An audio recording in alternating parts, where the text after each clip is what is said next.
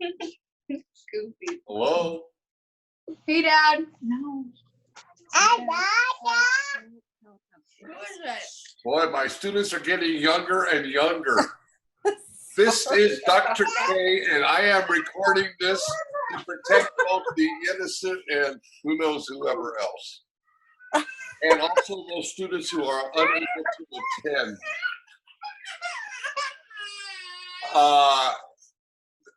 If you have a little baby in the room, you might want to mute that right now. Okay. So, hello everybody, and welcome to our second session. And I want to start off by I'm taping this for those who can't attend, and I mentioned that you can submit questions in advance. Let me see if I have my screen shared.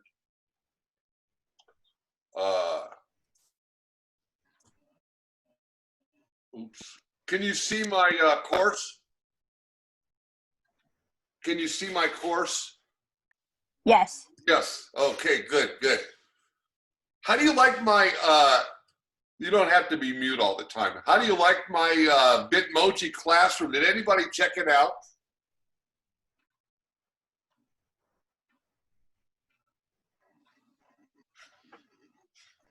Did anybody check out my Bitmoji classroom? No, I haven't had a chance yet, but I thought it looked cool. Oh, okay. Check it out. I was going to give you extra credit if you could tell me the song that comes out of the jukebox. Never mind. Okay. Let's get to the questions that have been submitted in advance.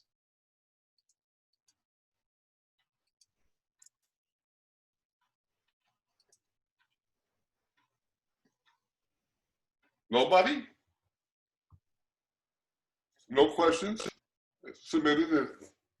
Oh my goodness. Okay.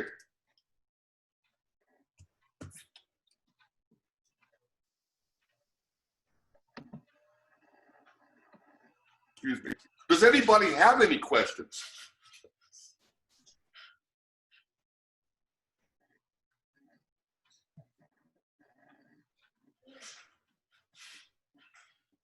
Can you hear me? Can you hear me? Yes. Yep. Does anybody have any questions?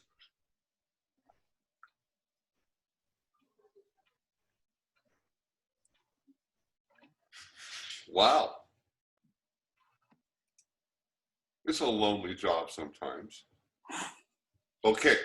Well, let me bring up a few things. Okay. How do I do this? I want a PowerPoint.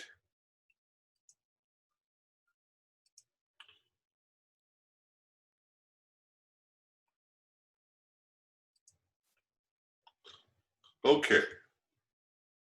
So let's talk about a few things. I'll start talking and we'll see if anybody wants to chime in. So I talked about LRE. And would somebody tell me what the difference is between full inclusion and LRE? Don't all shout at once. Please, somebody.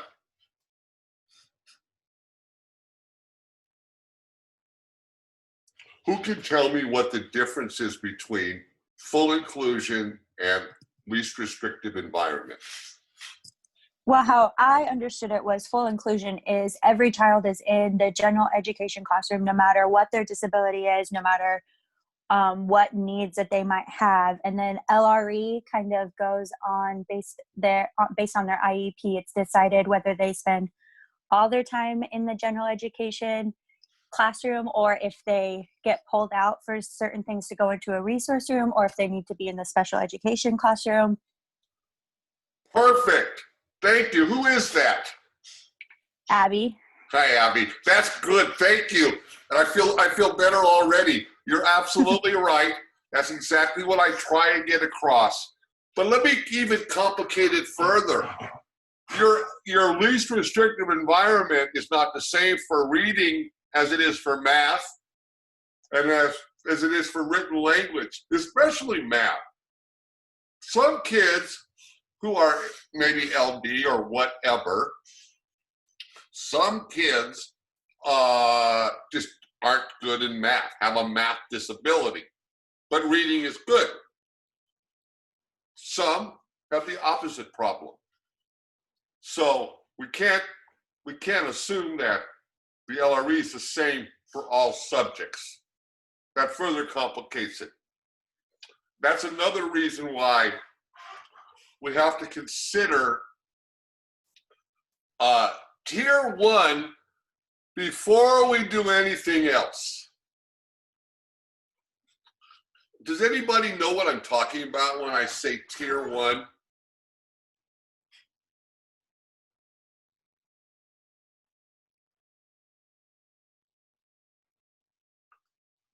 Jessica, Megan, Hannah, Taya, anybody? Even a no would be helpful now. No. Okay. No. Okay. Well, Tier 1, I go to Thailand, before the COVID pandemic. I go to Thailand 2-3 times a year. And we don't have that law I told you about, how in every corner of this country, special ed is the same. It's not that way in Thailand, for example. In Thailand, first of all, we don't have school districts. We have a central ministry that decides for everybody. That'd be like if Washington, D.C. decided for everybody instead of having school boards. We do it the opposite. We have school boards that make law in our country. In Thailand, it all comes from the central ministry. It's maybe not a good thing, maybe not a bad thing. I'm just saying that's how it is. It's different. But special education really doesn't exist per se yet like it does in our country. Everybody does their own thing. There's some good special ed, there's some bad special ed, and there's some no special ed. So what I do when I go to Thailand, I go to a part of the country away from the central ministry when I go to the north, where they don't really have the background special education, especially like they might have in Bangkok, in the big city. And I don't even talk about special ed, I talk about Tier 1. And Tier 1 is simply good teaching in a good school. Let me progress further here. So when you take a look in our classes, we got people that have disabilities, we got people that don't have disabilities, we got rich people, we got poor people, we got Sudanese, we got rich white people, poor black people, rich Hispanics, poor Hispanics. We got everybody in this country. Some people with disabilities. Some people don't like school, whatever reason. We got all kinds of issues in our classroom. We got gifted people that can be interesting to deal with if we don't deal with them right, if we don't give them appropriate materials. So it's not just people with disabilities that we need to deal well with when we fully include people at risk as well. People who may be not at risk, who become at risk when we don't deal with them appropriately. You guys got me so far? Give me like a yeah. Yeah. Thank you. Yeah. Okay, so we talk about 3 tiers. Tier 1, good teaching in a good school. If you do Tier 1 well, 80% of your referrals to special education not necessary. And then Tier 2 is like special small group instruction. That's not special ed yet, but sometimes special ed people are involved in it. So there we go. If we do Tier 1 and Tier 2 together, well, we eliminate 19 out of 20 referrals. Some people need Tier 3. If you have a Tier 3 student in your room he'll have an IEP and somebody perhaps assigned to him in your room with you what might be called co-teaching. Okay, but tier 1 is just general education. General education's responsibilities. For example,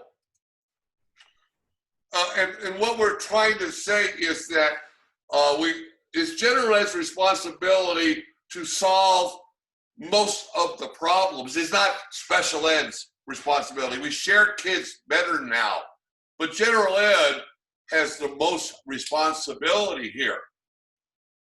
And if we try something, if it works, we keep doing it. If it doesn't work, we stop doing it. So, so the problem might be the student, it might be the classroom, it might be the building, it might be the district. We have to remember that it's not, you know, sometimes the problem is the teacher. Sometimes the problem is the student. Sometimes the parent. Sometimes we're all the problem. Sometimes it's the system. Perhaps your school doesn't have a good bilingual reading program for your English language learners. So the problem may not be the kid. It often is not the kid. And tier 1 has responsibilities for meeting the expectations of 80% of the students, of doing good progress monitoring in classrooms, intervening with good differentiated instruction. Does everybody know what differentiated instruction is? Who can tell me what differentiated instruction is?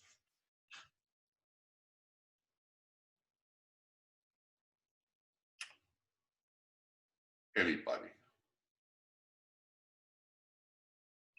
It's like changing the instruction given to all of the students so that it meets the needs for all of the students. So like maybe doing it visually or auditory or something like that, just so that it is different ways for the students to learn. Right, Megan, and that is Megan, right? Yes. And right, and it's also, let's say you're a 5th grade teacher. The average 5th grade teacher has a range of 10 years, believe it or not, in their classroom. Kids reading in 1st grade, kids reading in 10th grade. You better deal with those hires as well, or they're gonna throw stuff at you. I'm kidding, kinda, maybe. And also, it's not just their best avenue for learning. A 1st grade reader needs 1st grade reading material to get to 2nd grade. And it's easy to find all of those materials online that have, there's so much out there that has K-12 curriculum appropriate to grade level. And so basically we want to make sure that the environment for the kid is good. We do a lot before we even consider special education. We do a lot. And we try these tier 1 strategies. These are the things that I present on when I go to Thailand, things that general ed people can do without an IEP. Differentiated instruction, peer tutoring, kids helping each other, cross-age tutoring. For example, a 5th grader working with a 3rd grader. Mixed grade grouping. Sometimes kids can get out of their seat and go to another room for good math or reading instruction. You can group the kids cooperatively in the school, collaboratively. You know, that's thinking outside the box that good teachers, good administrators do. We all work one-on-one. That you know, try to spend time with the kid. Parent training. We're born with the ability to make babies, but not necessarily to raise them. And we found that in the schools I was in Los Angeles, in the poverty schools I was in Los Angeles, we needed a component of parent training to offer our parents so that they could learn better how to help their children. That leads to higher test scores.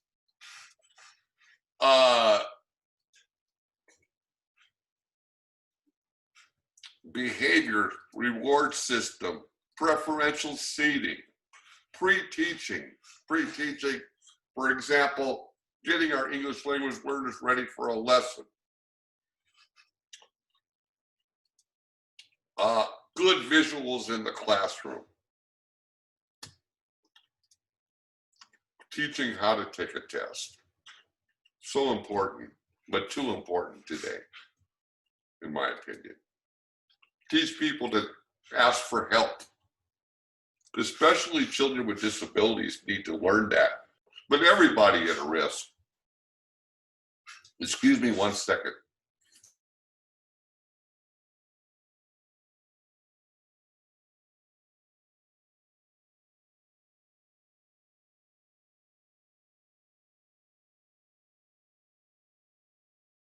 Okay, we do that live too. All right, that's good teaching. We help kids academically, behaviorally, socially. We get them glasses when we need them.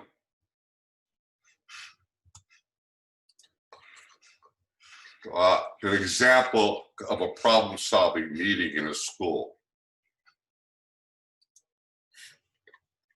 And academically, we deal with reading, math, writing, secondary content, social skills, behavior, you know.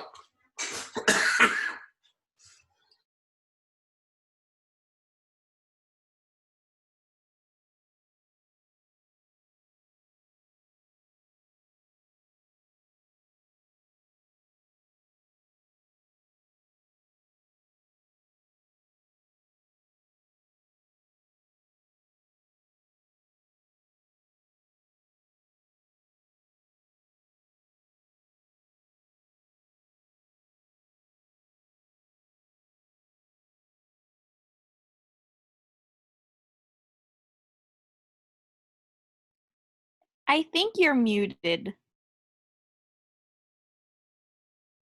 Oh, I'm sorry.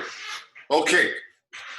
I said, we need to meet the needs of our students today. We're going to have to step outside of our comfort zone, I think.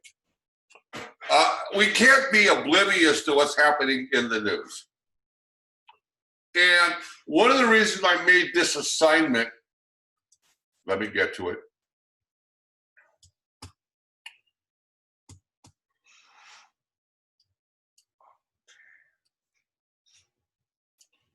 I gotta move you guys over.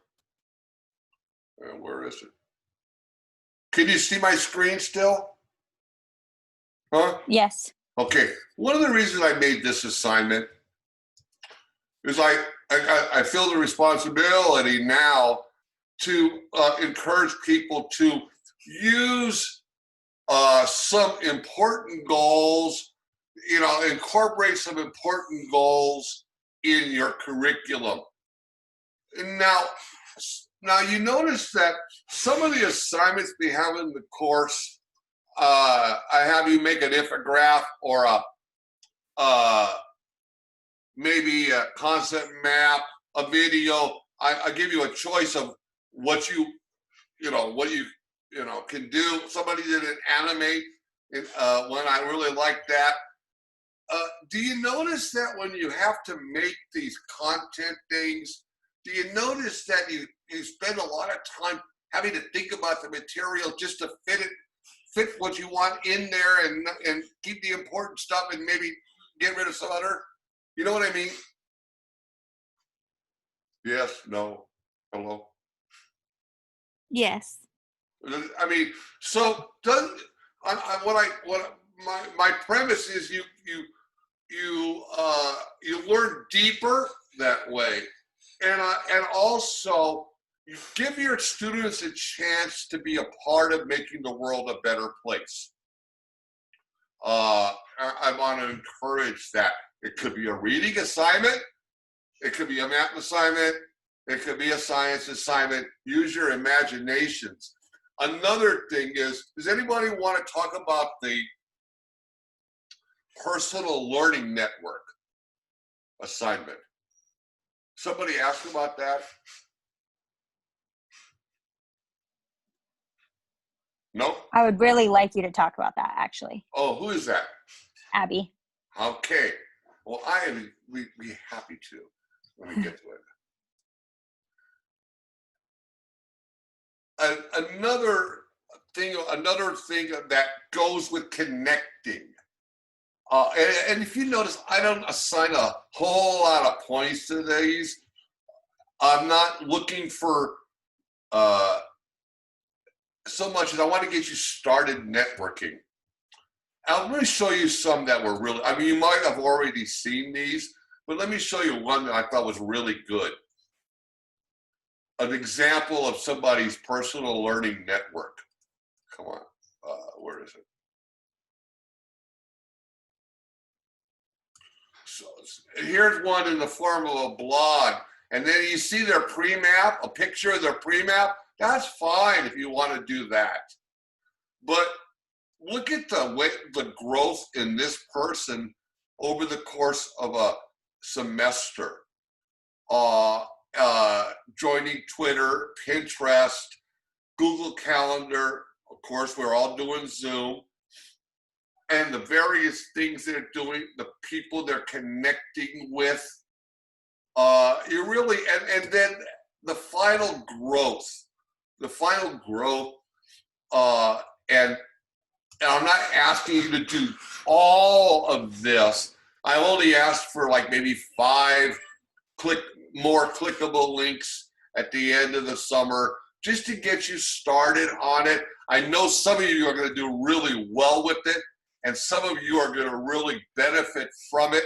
And I only put it in there because I think it's going to do you some good. And I think it's appropriate for an inclusion class because inclusion implies networking. Let me see if I had any more notes for you today. And where are those notes? Oops. What would be some examples of like our pre-map of like what we would make right now? Well, I showed you one. Let me show you some more. Let me show you one that decided to do it on a Google slide, for example. That'd be helpful to you. Because this is another way of doing one. And let me see. And who is that asked that question? Megan. Oh, good. Okay. So can you see that little thing at the bottom? Wait, can I make this? Can you see that? Hello? Yes, we can see it. All right. So there's the pre-map. She did. It just started off with, well, where do you get your information? Well, I get it from family, the internet, friends, Okay, so as you see the development, then she started making connections. She did some Lynda trainings. Lynda has some courses on it. Twitter, Pinterest, WeVideo. She started using that technology, Zoom, of course, and this is what she ended up with. Does that help, Megan? Yes, it does. Thank you. I think you can have a lot of fun with this, and I think you can use it beyond this class. And I'm not asking for, like I say, have fun with it.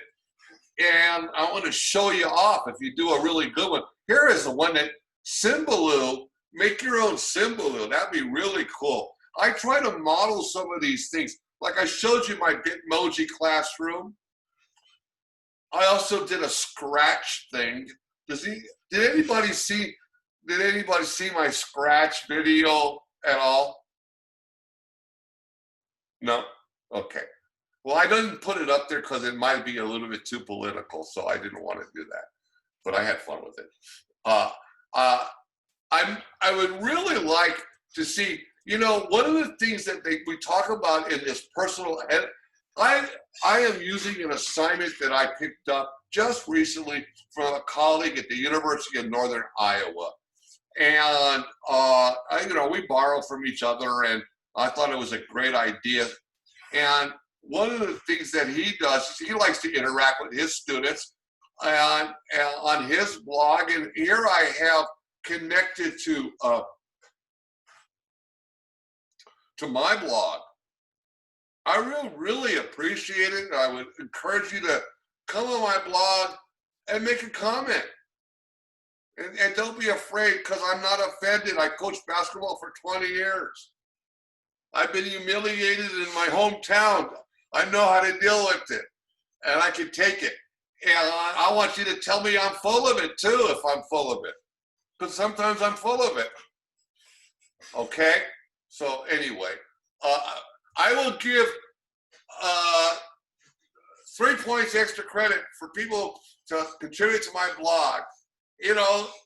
I hope that doesn't get me in trouble, but and by the way, if you click on this,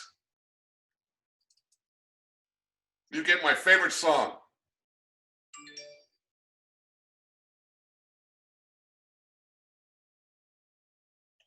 Oh, you get the Wheel of Death.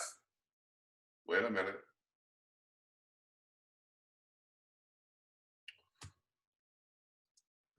Oh, man. Oh, no.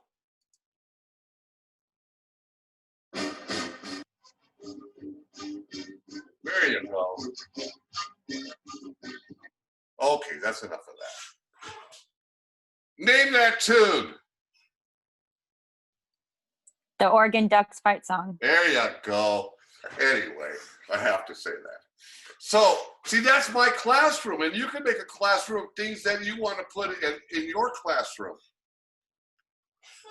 Anyway, and then, so I'm going to let you all go. Is there anything else I can do for you? Any questions for the good of the cause? What is the final going to look like? It's going to be like Johnny is a third grader in Mrs. Jones' room. Johnny reads at first grade level, but in math, Johnny is actually stronger than most of the other students. Johnny has a problem with his behavior with peers.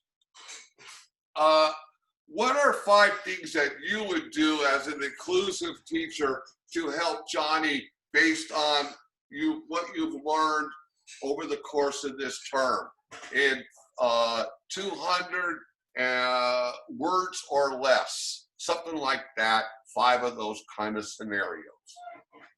Okay, thank you.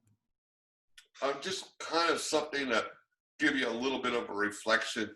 Everybody gonna do fine.